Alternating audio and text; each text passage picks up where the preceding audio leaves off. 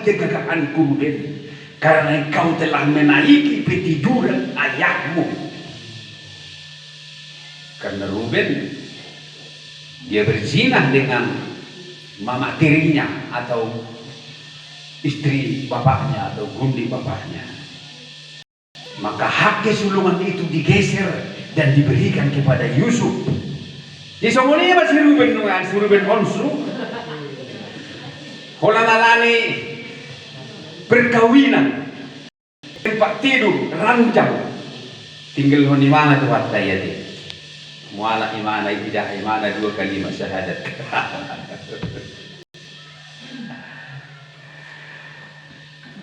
Jadi puas hanya ada di dalam Yesus.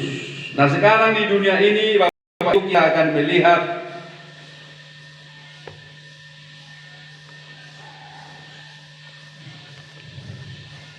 wilayah di dalam hidup kita yang sering mengalami ketidakpuasan atau sasaran ketidakpuasan di dalam hidup kita. Yang pertama adalah pernikahan. Karena di dunia ini ada 3 tempat utama di mana manusia tidak mengalami kepuasan. Amin. Berapa? 3 tempat utama di mana manusia tidak mengalami kepuasan. Dan sasaran ketidakpuasan itu ada yang pertama di dalam nikah. Itulah sebabnya Allah sangat memperhatikan nikah. Di dalam Ibrani 13 dia berkata, hendaklah kamu semua penuh hormat terhadap perkawinan. Karena pernikahan suami istri Kristen di dunia ini itu sama seperti hubungan Kristus dengan jemaat, di mana suami adalah kepala istri seperti Yesus Kristus kepala gereja. Jadi Allah sangat memperhatikan pernikahan, dan pernikahanlah yang diserang oleh iblis, supaya di dalam pernikahan itu tidak ada kepuasan yang menyebabkan pernikahan itu hancur. Kita lihat dalam Yohanes pasal 4. Yang pertama pernikahan, yang kedua nanti ibadah dan pelayanan, dan yang ketiga adalah kepuasan akan apapun yang dipercayakan, ketidakpuasan akan apa yang dipercayakan oleh Tuhan. Yang pertama pernikahan, itu dalam pernikahan wanita Samaria. Yohanes 4 ayat 10. Jawab Yesus kepadanya, jikalau engkau tahu tentang karunia Allah dan siapakah dia yang berkata kepadamu, berilah aku minum, niscaya engkau telah meminta kepadanya dan ia telah memberikan kepadamu air hidup. Ini juga air hidup minum.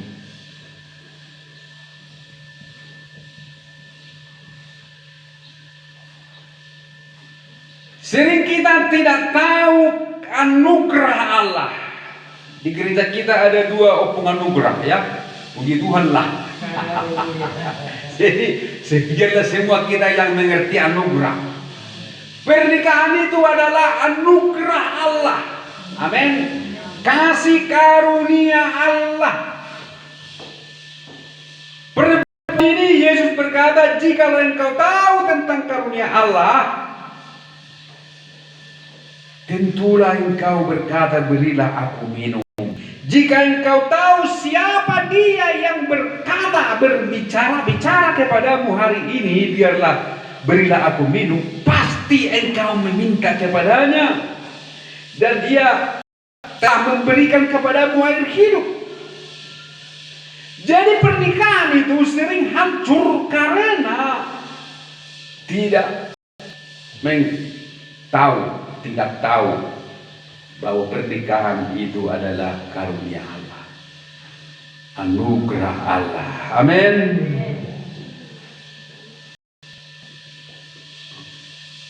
Dan anugerah Allah itulah kepuasan daripada Allah yang Tuhan berikan kepada kita, yaitu karunia atau kasih karunia dan anugerahnya.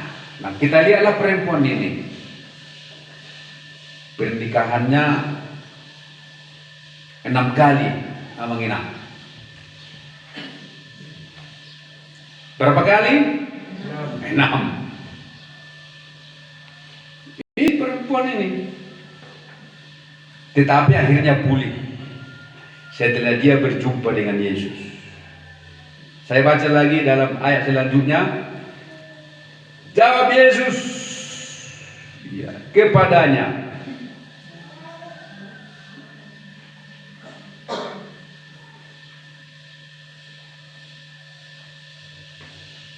ayat 13, barang siapa minum air ini, ia akan haus lagi. Tetapi barang siapa minum air yang akan kuberikan kepadanya, ia tidak akan haus untuk selama-lamanya. Sebaliknya, air yang akan kuberikan kepadanya akan menjadi mata air di dalam dirinya, yang terus-menerus memancar sampai kepada hidup yang kekal. Ini sama dengan Matius 7 tadi. Ayat 15, kata perempuan itu kepadanya, ini kita lihat, Tuhan berikanlah aku air itu, supaya aku tidak haus dan tidak usah datang lagi ke sini untuk menimba air. Nah, beginilah manusia ya.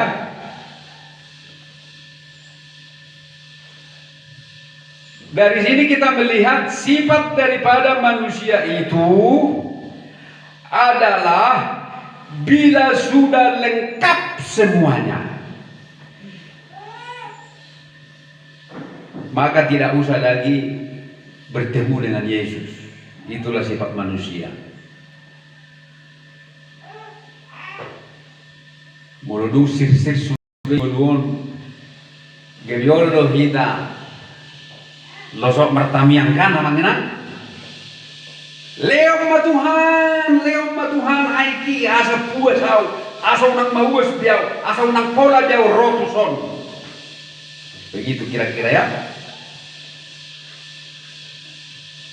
Karena pemahamannya lain. Karena pikiran dia itu bagaimanalah supaya puas jasmaninya ini terpenuhi. Ini mengajarkan kepada kita anak-anak Tuhan di hari-hari ini, jangan kita seperti ini bila sudah dijawab Tuhan doa kita. Bila sudah diberikan Tuhan semua kebutuhan kita, maka kita sering berpikir supaya kita tidak usah lagi bertemu dengan Yesus. Kita akan bertemu dengan Yesus dan mencari Yesus bila ada kebutuhan. Itulah yang salah mengenal. Amin. Itulah yang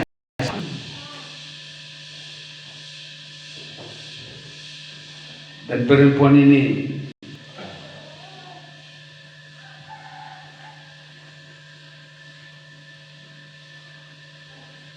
mengalami sesuatu yang jelek di belakang atau di balik kehidupannya mengenai pernikahannya. Dan kita tahu pernikahannya pun begitu akhirnya, oleh karena tidak merasa puas, yang akhirnya membawa dia kepada kenajisan. Jadi ada bermacam-macam yang membuat rumah tangga itu rusak. Bisa juga persoalan ekonomi, bisa bisa juga persoalan keluarga, persoalan harga diri, persoalan keturunan, juga persoalan hawa nafsu. Kenapa semua itu bisa terjadi? Karena masing-masing individu tidak pernah merasa cukup atau tidak bisa bersyukur dan menata baik rumah tangganya. Selalu mengalami rintangan dan tantangan yang hebat. Coba kalau kedua-duanya merasa cukup, merasa puas dan bersyukur dengan apa yang mereka alami, maka tidak mungkin nikah itu mengalami kehancuran. Jadi itulah yang pertama, sasaran ketidakpuasan. Amin. Yang pertama di dalam pernikahan itulah.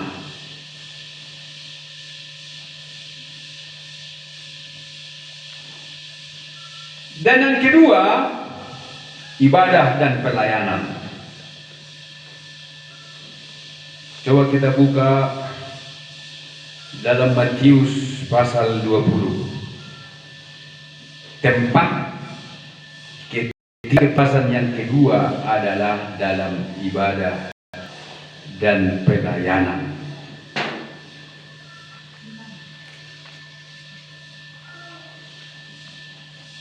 Jadi heran ya, di dalam ibadah pelayanan pun ada juga ketidakpuasan.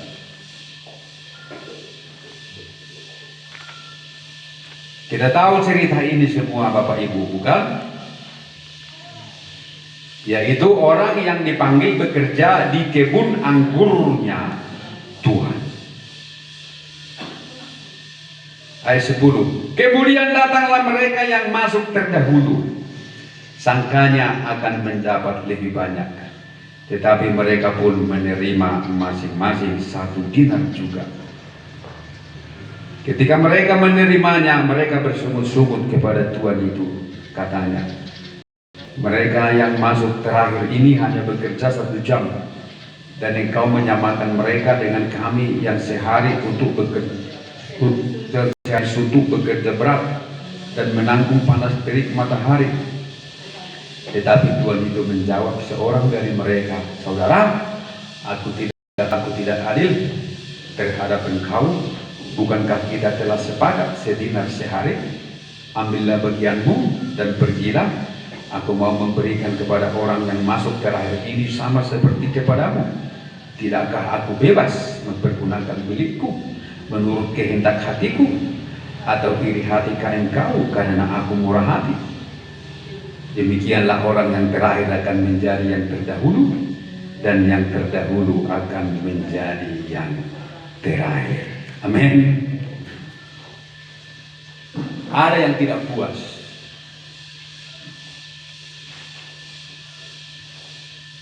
yaitu yang masuk, yang dipanggil. Karena orang-orang ini semuanya adalah pengangguran yang mereka semua.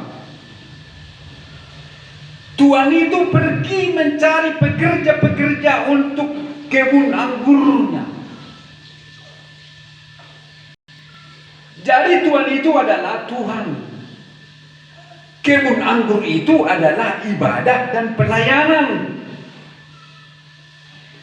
Tuhan di luar daripada Israel, semua orang adalah orang-orang yang mendapat kasih karunia, yang dipanggil untuk bekerja mendapat kemurahan. Hanya orang Israel, anaknya Tuhan, yang ditetapkan oleh Tuhan melayani Dia, beribadah kepada Dia. Tetapi karena bangsa Israel ini tegar tengkuk menolak Yesus, maka dicarilah bangsa-bangsa lain di luar mereka untuk bekerja di kebun anggurnya Tuhan, melayani Tuhan. Itulah saudara dan saya. Tetapi orang yang pertama pertama dipanggil ini merasa tidak puas dengan perlakuan daripada tuannya yang memberi upah yang sama kepada orang yang terakhir dipanggil, yang hanya bekerja 1 jam, sementara dia sudah bekerja mulai dari jam. Jadi ketidakpuasan juga terjadi di dalam ibadah dan pelayanan kita kepada Tuhan. Karena kita orang-orang di luar Yahudi adalah sama dengan orang yang menganggur, yang tidak ada lowongan kerja untuk kebun anggurnya Tuhan.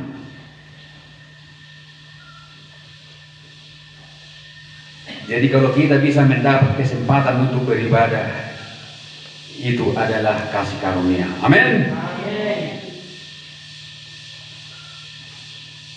Dan ketidakpuasan di dalam ibadah dan pelayanan dilontarkan dengan persu. Persungutan.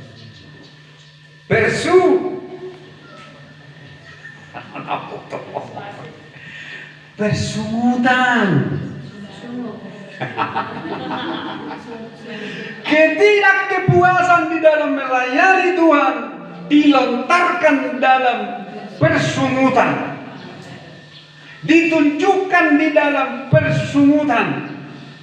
Itu yang pertama, persungutan. Yang kedua, mengkritik. Yang pertama sini kita lihat tadi, tak perlu saya tunjukkan ayat berapa itu. Pokoknya kita lihat dulu dalam ayat 12, di sana dia mengkritik. Katanya, mereka yang masuk terakhir ini hanya bekerja 1 jam saja, 1 jam, dan engkau menyamakan mereka dengan kami dan sehari suntuk bekerja berat dan menanggung panas terik matahari.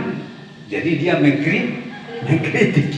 Jadi ketidakpuasan di dalam ibadah dan pelayanan ditunjukkan dalam persungutan yang pertama, kemudian mengkritik yang kedua, yang ketiga adalah iri hati. Ini iri hatilah yang terakhir. Dan dikatakan di sana, iri hatikah engkau? Jadi ketiga hal ini harus kita hindari yang mengenang. Amin. Ayat 15, tidakkah aku bebas mempergunakan milikku menurut kehendak hatiku, atau iri hatikah engkau? Karena aku murah hati. Iri hati, bersungut, mengkritik, iri hati. Ingat Bapak Ibu, iri hati mengecilkan berkat Tuhan. Bila kita iri hati akan mengecilkan pemakaian Tuhan bagi kita. Amin. Kita lihat Yusuf, dia diirii oleh abang-abangnya, padahal mereka sama-sama gembala. Abangnya juga menggembala, dia juga menggembala. Tiap hari dia pergi membantu abangnya menggembala, membawa makanan untuk abang-abangnya. Setelah dia kasih abang-abangnya makan, lalu dia juga ikut menggembala. Jadi mereka sama-sama melayani. Tetapi abangnya iri hati sekali sama si Yusuf. Oleh karena apa? Oleh karena si Yusuf punya mimpi. Karena dia punya mimpi, dia cerita sama abangnya, "Bang, aku bermimpi, mimpiku ini begini." Maka iri hatilah saudara-saudaranya karena mimpinya itu, katanya kan. Nah, ketika dia iri hati, dia ditangkap, dia dibunuh, tetapi justru dia semakin naik ke atas. Jadi jangan kita bersungut-sungut. Haleluya. Jangan kita mengkritik. Amin. Dan jangan kita iri hati. Karena apa? Seperti Yusuf. Kalaupun dia Tuhan karuniai mimpi, itu bukan untuk kepentingan Yusuf saja. Amin. Bukan untuk kepentingan pribadi si Yusuf, mimpi yang dikaruniakan Tuhan sama dia, tetapi untuk kepentingan Yakub dan anak-anaknya, untuk kepentingan bangsa Israel. Pada akhirnya Yusuf diberi mimpi. Jadi bukan untuk Yusuf diuntungkan, semua beruntung karena mimpinya. Amin. Hendaknya semua yang kita terima dari Tuhan adalah untuk Tuhan, jangan untuk diri kita saja. Haleluya. Karunia apapun itu yang Tuhan berikan kepada kita, mungkin mimpi atau pembukaan firman, tetapi saudara-saudara itu iri hati yang membuat mereka akhirnya lebih rendah dari Yusuf yang adalah adik mereka sendiri. Itulah wilayah atau tempat-tempat ketidakkepuasan di dalam gereja. Ibadah dan pelayanan juga ada ketidakkepuasan. Kemudian yang terakhir adalah ketidakkepuasan di dalam segala berkat-berkat yang dipercayakan Tuhan kepada kita. Amin. Jadi kita bersungut-sungut, kita sudah diberkati, tetapi kita tetap merasa kurang. Seperti bangsa Israel yang sudah diberkati oleh Tuhan di padang gurun. Mereka sudah diberikan banyak sekali di padang gurun, tetapi mereka tetap merasa kurang dan mereka selalu bersungut-sungut. Jadi ketiga hal ini tidak saya jelaskan hal yang ketiga karena itu berbicara tentang persungutan atau ketidakkepuasan bangsa Israel ketika mereka berjalan di padang gurun sampai akhirnya mereka bertengkar dengan Musa. Setiap kali bangsa itu bertengkar dengan Musa karena mereka tidak puas dengan tangan Tuhan yang menuntun mereka. Mari kita bangkit berdiri.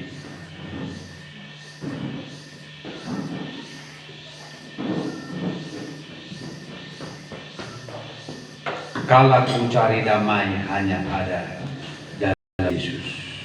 Kala ku cari ketenangan hanya ku temui di dalam Yesus. Marilah kita datang kepada Yesus.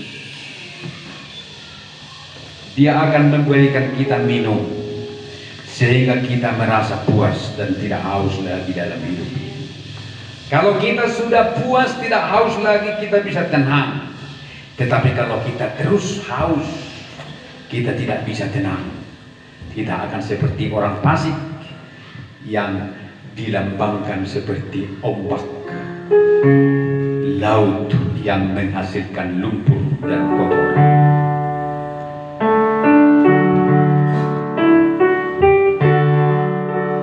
Haleluya, mari kita akan nyanyi ini.